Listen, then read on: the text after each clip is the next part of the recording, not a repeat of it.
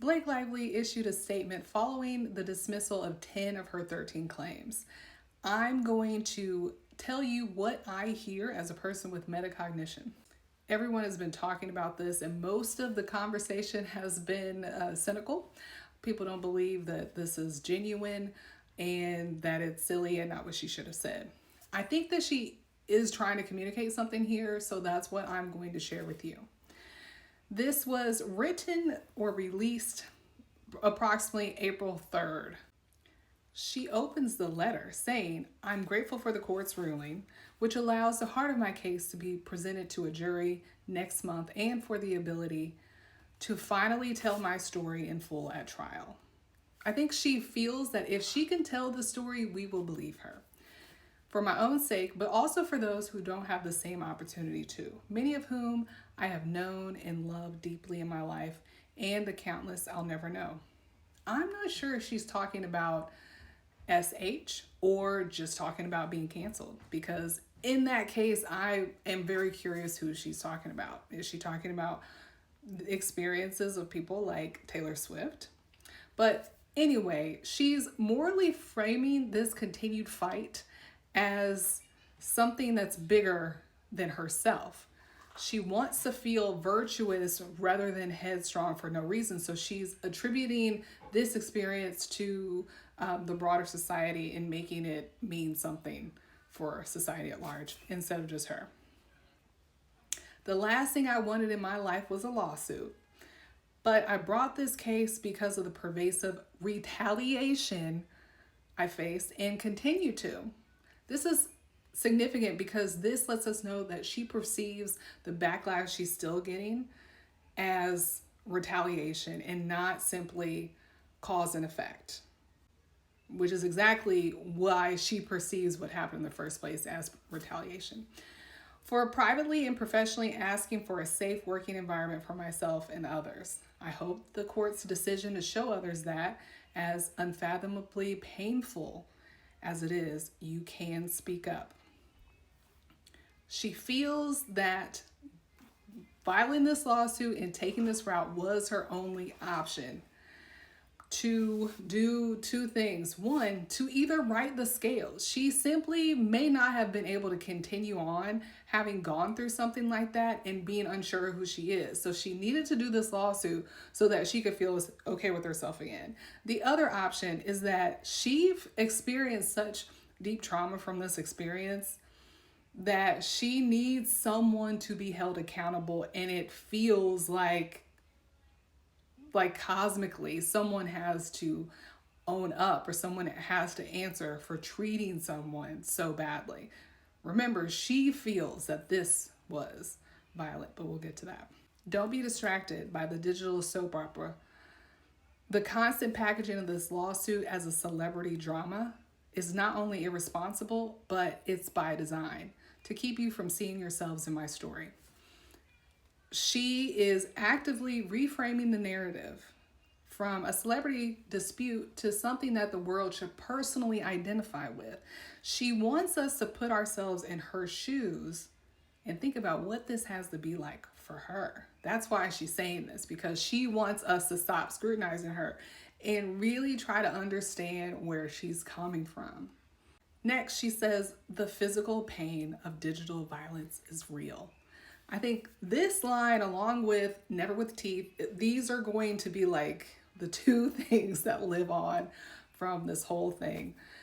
I think what she was trying to convey is that she was very physically affected by this experience. She probably was literally sick. She probably threw up. She probably couldn't sleep, couldn't eat, was crying, was exhausted, was having anxiety, chest hurting, pounding. She probably had a lot of physical symptoms from this experience. And that to her feels like violence, and it feels like someone else doing violence to her. And by making it more physical, she hopes that we take it seriously. And she also wants us to take her experience from the backlash at the premiere seriously. Next, she says, it is abuse and it's everywhere, not just in the news, but in your communities and schools. If you're looking, My claims won't be the first or last time you'll see examples of the extreme dangers of retaliation in digital warfare, and it often won't be directed at celebrities or those who may be able to speak up. Here, I believe she's starting to equate her experience with that of others who have suffered from being targeted online, from public mistakes or cyberbullying. So I think two things. She's saying that this is the same as someone being cyberbullied, and it brings to mind the Unknown Number documentary. She feels like she is in that same category. But it's also communicating to me that she feels that when people are publicly punished for their choices, like calling the cops on a black man walking his dog in the park, and then they lose their job and they get harassed and all this stuff, she's saying that that's not fair and that shouldn't happen. Like, she's saying two different things to me. One is, I'm just like these other people being bullied. And the second is, those people shouldn't be punished for whatever they did. They shouldn't have to go through this online, which is interesting. It affects us all across the political spectrum. Pay attention to all the ways we can be manipulated online. Digital manipulation has been boasted as untraceable. If you have kids on phones, they are some of the most vulnerable. Protect them. Have conversations with them. Okay, so she's pointing out that the way the story has been told is an example of manipulation, and most people don't know that. And to an extent, this is true. There is a lot of manipulation. There are narratives being put out there on both sides, but each side thinks that only the other side is doing it. And that's exactly what happens in politics. But the thing is, this is different from the regular cyberbullying that non-famous people would experience.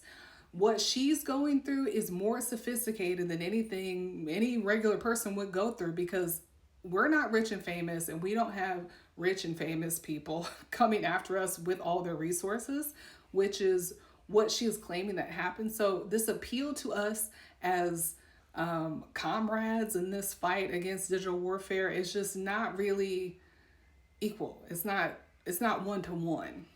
She also says, so much work has already been done to expose systems, tactics, and players who harm. The work to create more safety is in part at trial, but it will also continue far after this trial is over. This is the work I'm most proud of. Okay, well, she's placing her experience within the broader framework of gender-based and technology-facilitated harm. To me, she's putting herself in the league with Me Too and things like revenge porn. That's how she sees it. And she is hoping that as a result of this trial, if she wins it, rules will be put into place so that this can't happen. Again, it's not quite the same. Finally, she says, I couldn't begin to stand up if not for the countless who've gone before me and the masses who are still around us, all creating laws, social change, sparking conversations, rallying, working privately and publicly, risking and sometimes losing everything for the safety of others in all spaces. Some whose names we know, most we don't. Thank you, all of you. I will never stop doing my part in fighting to expose the systems and the people who seek to harm, shame, silence, and retaliate against victims. I know it's a privilege to be able to stand up. I will not waste it. Your support keeps me going. She's saying that she's committing to a long-term narrative that what happened to her was part of a larger system of harm, not an isolated incident. She's committed to that. And she will not stop trying to prove that what she experienced was due to digital manipulation and not her own actions. Those are my thoughts. I do think she wrote this because it's not as polished. And I do think she believes what she wrote. Let me know what you think in the comments.